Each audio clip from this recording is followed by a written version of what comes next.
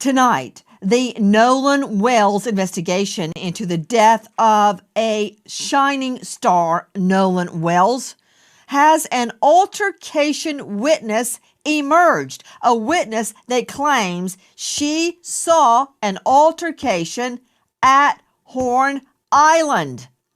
Good evening. I'm Nancy Grace. This is Crime Stories. I want to thank you for being with us. Two confirmed witnesses that saw Nolan Wells on the island around 6 p.m.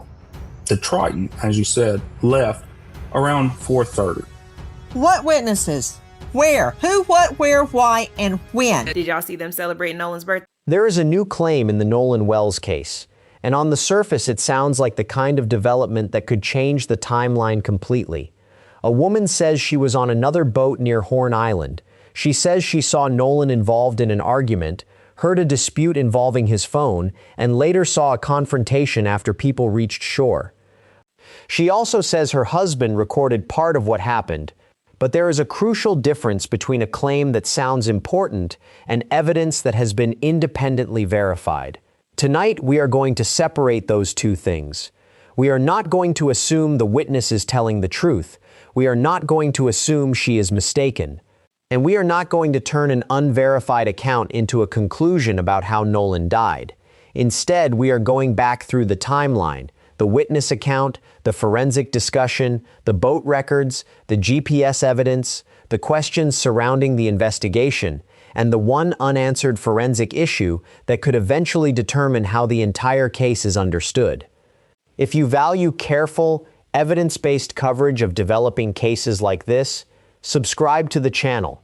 We follow the evidence, separate confirmed information from claims and speculation, and bring you clear updates as new developments emerge. The first thing to understand is the setting. The events described in the source material unfolded around Horn Island on the 4th of July, a crowded holiday period when many people were on or around the water.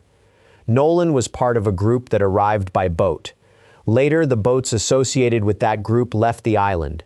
That departure time matters because much of the public debate has centered on what was known about Nolan's whereabouts when those boats left. The source material repeatedly returns to a reported departure time around 4:30 p.m. It also discusses later witness accounts that allegedly placed Nolan on or near the island after that point. Those two pieces of information are not automatically contradictory. A boat's GPS record can establish where the boat was and when it moved. It cannot by itself establish the exact location of every person who had been associated with that boat. That distinction sounds simple, but it is one of the most important issues in the entire story. Now consider the new witness.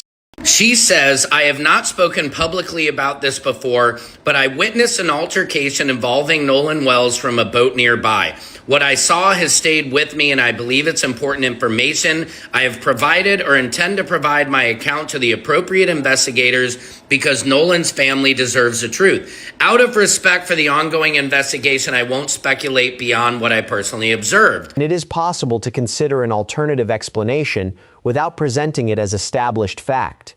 That balance is where credible reporting has to remain. The Nolan Wells case still contains unanswered questions, but unanswered questions are not evidence of a particular answer. They are simply places where the evidence is not complete. The strongest future development will therefore not necessarily be the most dramatic one. It may be a document, a verified timestamp, a complete laboratory result, an authenticated video, a confirmed witness statement, a corrected official record, or the final forensic determination that explains the circumstances surrounding Nolan's death. Any one of those could carry more weight than hundreds of social media posts. For now, the most honest conclusion is also the simplest. There are claims worth investigating. There are inconsistencies worth resolving. There are records that deserve closer examination. But there is not enough verified information in the source material to responsibly declare that the new witness has solved the case. The evidence still has to do that, and until it does, the story should remain open, carefully examined, and grounded in what can actually be proved. And if you want to keep following this investigation as the story develops, subscribe before you leave. New evidence can change the picture, and this channel is here to examine those developments carefully, put them in context, and keep the focus on what can actually be supported.